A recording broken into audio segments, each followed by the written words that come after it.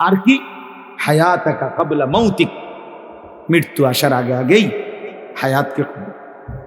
এটা রাসূলুল্লাহ সাল্লাল্লাহু আলাইহি সাল্লামের হাদিস। এক নম্বরে হলো যৌবনকে কদর করা। নবীজি বলছেন, রাসূলুল্লাহ সাল্লাল্লাহু আলাইহি সাল্লাম বলেন, লা তাজুলু কাদামা ইবনে আদম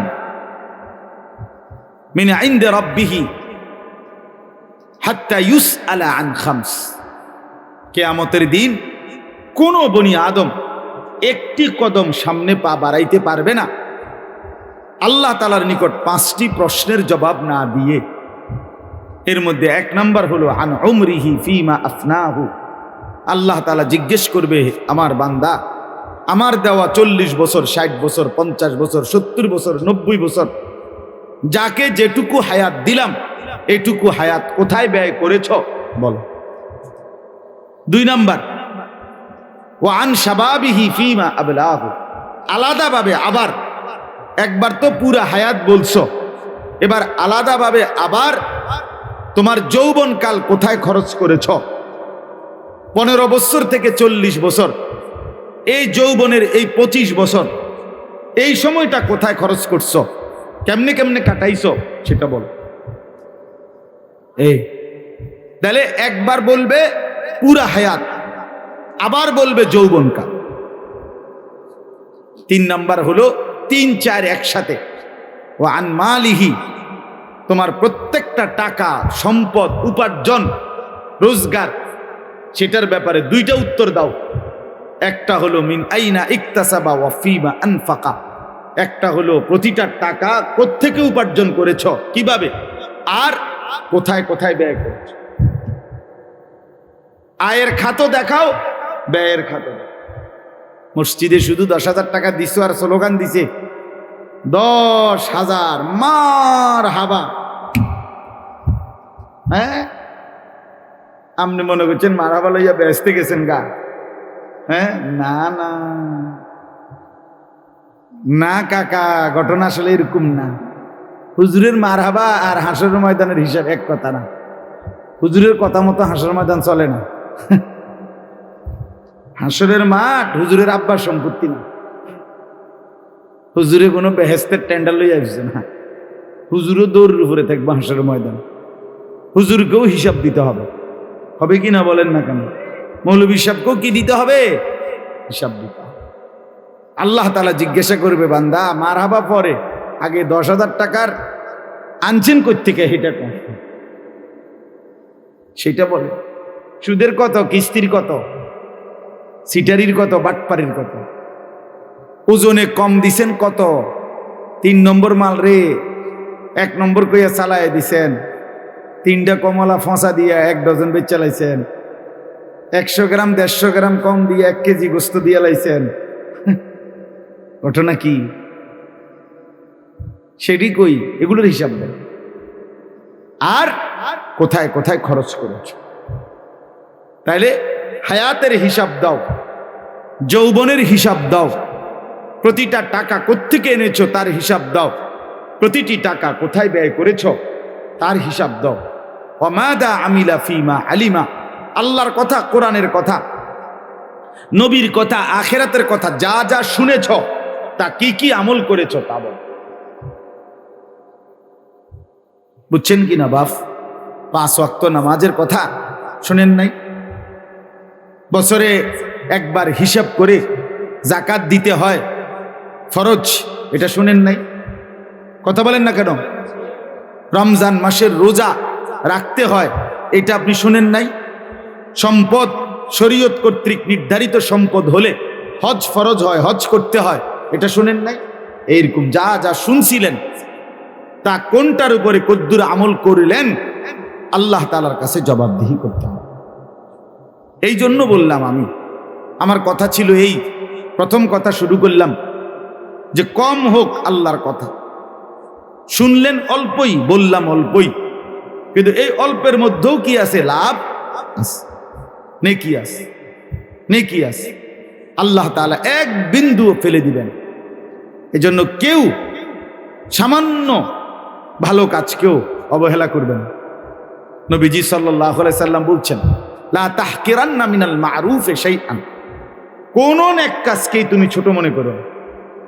উদাহরণ দিয়ে বলছে নবীজি সাল্লাল্লাহু আলাইহি ওয়াসাল্লাম যে তোমার ভাই পানি উঠাইতেছে বালতিত করে, সে বালতিটা আলগি দিতে পারতেছে না, তুমি তার বালতির এক পাশটা ধইরা একটু উঠাইয়া দাও। রাসূলুল্লাহ সাল্লাল্লাহু আলাইহি ওয়াসাল্লাম বলেন এর মধ্যেও সাদাকার, আল্লাহর রাস্তায় দান করার সওয়াব হোক সামান্য, কাজটা সামান্য, কিন্তু এর মধ্যেও নেকি আছে। নবীজি সাল্লাল্লাহু আলাইহি ওয়াসাল্লাম বলেন ওয়ালাউ আন তালকা আখাকা বিওয়াজহিন তালকিন, তোমার ভাইয়ের সাথে হাসি মুখে একটু তাকাও, হাসি মুখে একটু কথা বলো, হাসি মুখে তার দিকে তাকাও, এটাও তোমার ছোট্ট মনে হলেও এটাও সাদাকা আদায়ের সওয়াব, আল্লাহর রাস্তায় সাদাকার সওয়াব। এই জন্য প্রত্যেকটা ভালো কাজ আমার শায়েখ আল্লামা মুফতি মুশতাকুন নবী কাসেমি হুজুর সব সময় এটা বলে, আমগরে কতবার বলছে যে মৌলানা নিয়ত করবেন জীবনে যেখানেই ভালো কাজ সেখানেই আমি, নিজের পরিচয়টা যেন এমন হয় যে যেখানেই ভালো কাজ সেখানেই কি কে মূল্যায়ন করলো না করলো, মানুষের কাছে নাম রইলো না না রইলো, মানুষে কি মনে রাখলো না না রাখলো, কিচ্ছুর দরকার নেই, কিচ্ছুর দরকার নেই। আপনি করে যান, আর আজিমের মুনিব আল্লাহ তাআলার নজর থেকে এক জাররাও তো লুকানো যাবে না। যাবে কি? যিনি বিনিময় দিবেন তিনি দেখেন কখন কখন, কথা বলেন না কেন? আল্লাহর কাছে হিসাব আছে কতক্ষণের, তো খালাস, তাইলে আর অসুবিধা কি, তাইলে আর সমস্যা কি? এই জন্য দয়া করে প্রত্যেকের কাছে অনুরোধ করলাম, এটা একটা জরুরি গুরুত্বপূর্ণ বিষয় যে আমরা যেন প্রত্যেকেই দেখেন, এটা অটো কিভাবে যায় সবাই দেখে, বুঝছেন তো? এভাবে অটো যায়, কথা বলেন না কেন? আবার জিজ্ঞেস করলে বলতে পারবেন তো যে অটো কিভাবে যায়? সবাই এটার দিকে অত্যন্ত মনোযোগ দিয়ে চাইতে আছে যে পৃথিবীতেই প্রথম অটো চলতে দেখলাম। চলেন ভাব, আমি দেরি করব না আপনাদের কাছে। তাহলে আমার কথা হইল, দয়া করে সামান্য ভালো কাজেও অংশগ্রহণ করবে। হাদিসের মধ্যে আছে নবী সাল্লাল্লাহু আলাইহি ওয়াসাল্লাম বলেন বাল্লিগু আন্নি ওয়ালাউ আয়া, একটা বাক্য, একটা শব্দ, ইসলামের কথা, আল্লাহর কথা, আখিরাতের কথা তুমি জানো, এটাও প্রচার করো। তুমি এটাই বলো। সবাই বক্তা হইতে হবে, ওয়াইজ হইতে হবে, সবার নাম দিতে হইব পোস্টারের মধ্যে, মাইকিং করতে হবে না। আমরা এখানে একটা গুরুত্বপূর্ণ বিষয় আমাদের, আমরা আজকে যে পরিমাণ মুসলমান, বিশ্বাস করেন বাপ, যথেষ্ট আছে সংখ্যা হিসাবে, আমরা যথেষ্ট, কম না। 200 কোটি মুসলমান, আমাদের সংখ্যা কোনো অংশেই কি নয়, কম নয়, ফেলে দেওয়ার মতো না। আমরা সংখ্যালঘু না পৃথিবীতে, আমরা যথেষ্ট পরিমাণ সংখ্যক মুসলমান। কিন্তু আমাদের একটা সবচেয়ে বড় দুর্বলতা হইল, যে পরিমাণ মানুষ আছি আমরা, এই পরিমাণ জবান আমরা খরচ করি না।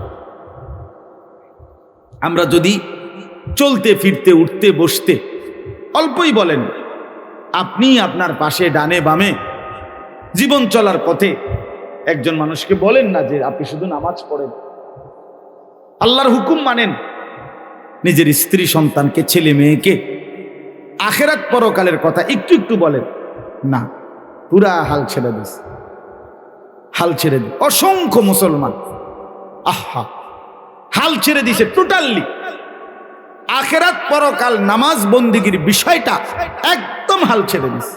ওফো, মুসলমান এমন হওয়ার কথা ছিল না চাচারা, বাবারা, মাঝ বয়সী মানুষ, বয়স্ক মানুষ, সুস্থ মানুষ, চা খায়, বন খায়, চা দোকানে আড্ডা মারে, দুনিয়ার সব বুঝে, কিন্তু কাউকে স্ত্রী সন্তান ছেলে মেয়ে নাতি নাতনি ঘরে বছরের পর বছর মাসের পর মাস আল্লাহর নাফরমানি করতেছে, একটা শব্দ আওয়াজ।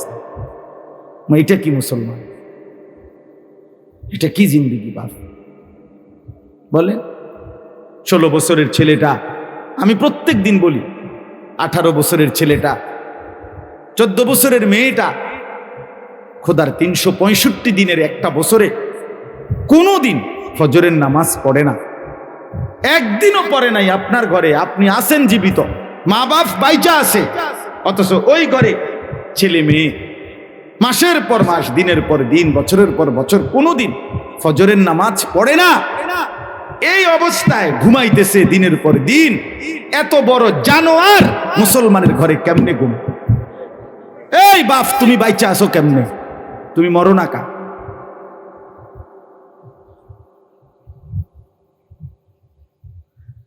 চাচা, তুমি বাইচা আছো কেমনে? কি ব্যাপার? ওই মা কেমনে বাইচা আছে যার ছেলেটা কোনোদিন নামাজ পড়ে না, সারা রাত মোবাইলে উলঙ্গ ছবি দেখে, নর্তকীর নাচ দেখে, জেনা ব্যভিচারের দৃশ্য দেখে। আস্তাগফিরুল্লাহ। আপনি বুঝেন না? আপনার ছেলেটার চেহারা দেখলে বুঝেন না যে এই হাইওয়ান এক ওয়াক্ত নামাজ পড়ে না? আপনি বুঝেন না এটা মুত্তা পানি লয় না? এই অসভ্য জঙ্গলি, এই অপদার্থ, এই খবিস, এই খবিসের সাথে কথা বলেন কেমনে? এই খবিসের জন্য সংসার করেন কিভাবে? তো খবিস। রাসূলুল্লাহ সাল্লাল্লাহু আলাইহি সাল্লাম বলেন যে ফজরের নামাজ পড়ে না, খোদার কসম নবী বলছি এটা খবিস। খবিস বেটা, তুই বেটা খবিস, বেটা খবিস, এটা নবী বলছে। আর আল্লাহর নবীর বলছেন খবিস থাকে বাথরুমে, পায়খানায় থাকে যেটা, এটারে কয় খবিস। এই জন্য নবীজি পেশাব পায়খানায় ঢুকতে দোয়া পড়তেন, আল্লাহুম্মা ইন্নী আউযু বিকা মিনাল খুবুসি ওয়াল খাবাইস। আল্লাহ, খবিস থেকে কি চাই? তার মানে বাথরুমে কে থাকে? খবিস থাকে বেটা। ফজরের নামাজ পড়ো না যারা, তোমরা খবিস। রাসূলুল্লাহ সাল্লাল্লাহু আলাইহি সাল্লাম বলছেন